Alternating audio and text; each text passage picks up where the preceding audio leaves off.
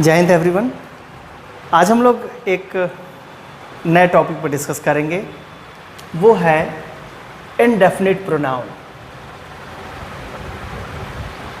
Indefinite pronoun, वैसे तो ये टॉपिक बहुत ही बड़ा है। इनडेफिनिट प्रोनाउन में बहुत सारे वर्ड्स आते हैं, लेकिन उनमें से एक वर्ड हम बात करेंगे वन के बारे में, जो कि काफ़ी इंटरेस्टिंग है और बहुत सारे क्वेश्चन यहाँ से पूछे जाते हैं। वन के साथ साथ हम लोग इस वंस को भी देखेंगे और इस वंस को भी देखेंगे।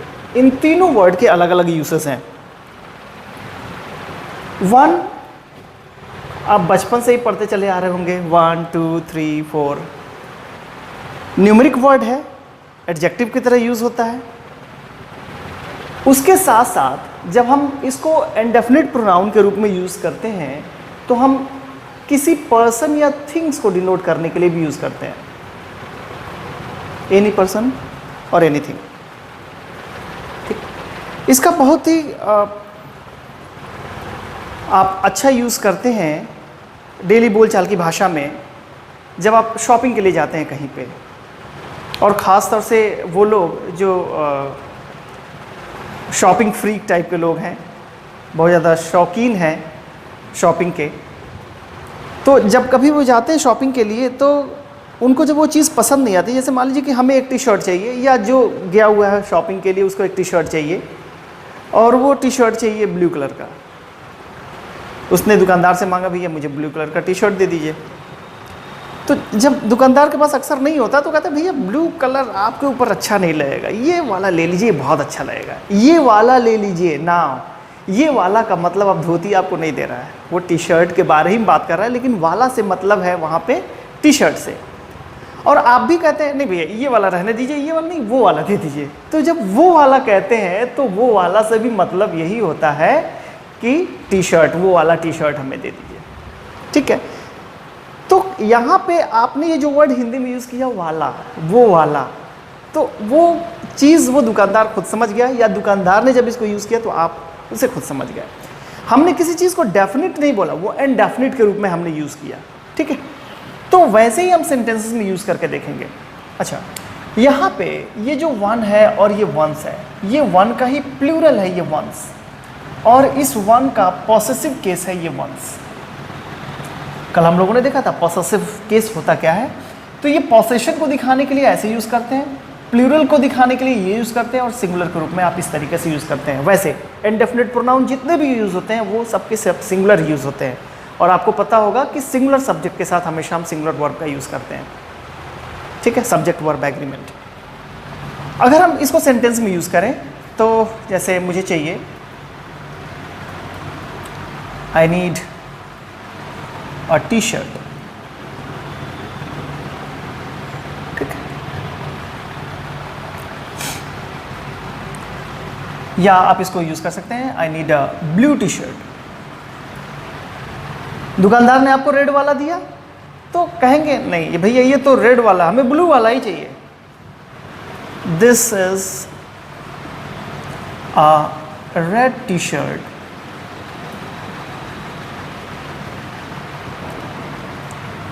I want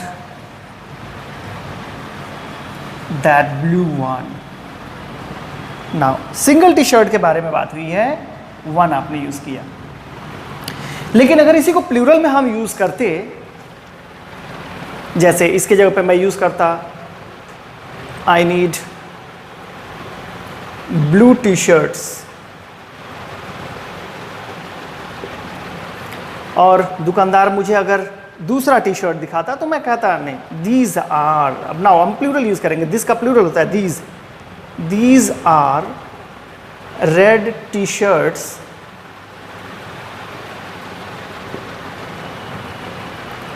I want those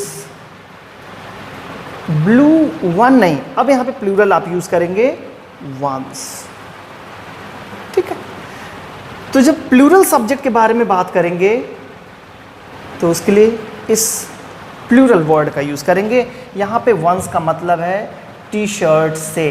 चूंकि हम बात कर चुके हैं इसके पहले टी शर्ट्स, तो बार बार सेंटेंस में उसका रिपीटिशन नहीं किया जाता।